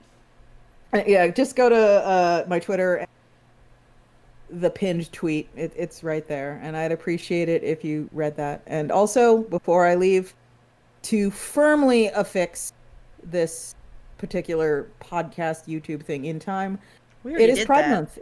It is Pride Month. It is June, and that means that a whole shitload of books in the Iron Circus store are 33% off.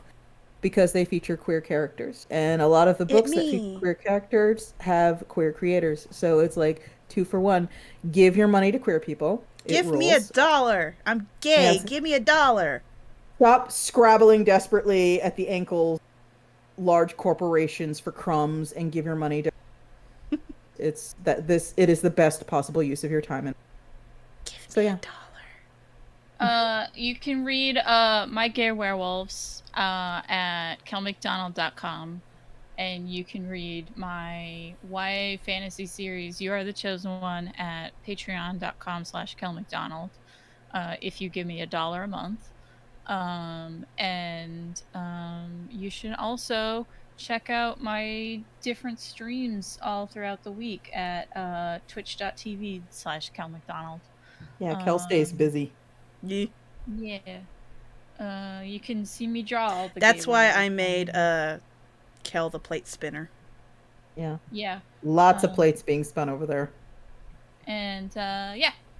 You should pop in, say hi. I stream, like I said, Tuesdays with my pal Alina Pete, and Wednesdays with my pal Joe Pimienta.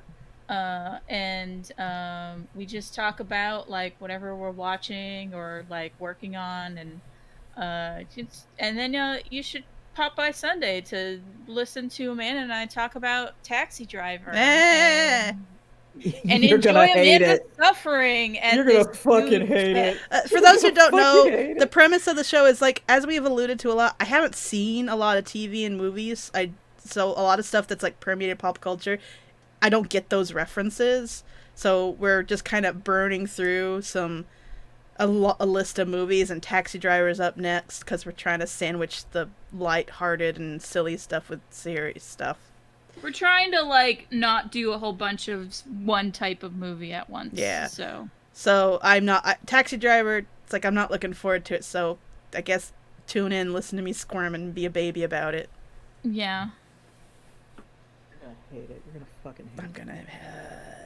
So Amanda, where can people find you? Oh, by the way, my Twitter is iron_spike. That is my Twitter. I forgot to mention that. Please follow me on there. Like I said, the pinned tweet on iron_spike is where you can read my webcomic, which starts off violent and gets more violent. So just be prepared for that. My shit. You can probably find my shit through their shit. Amanda. It's a hunt. It's a treasure hunt. Go find my shit. Do it. Where's your Twitter?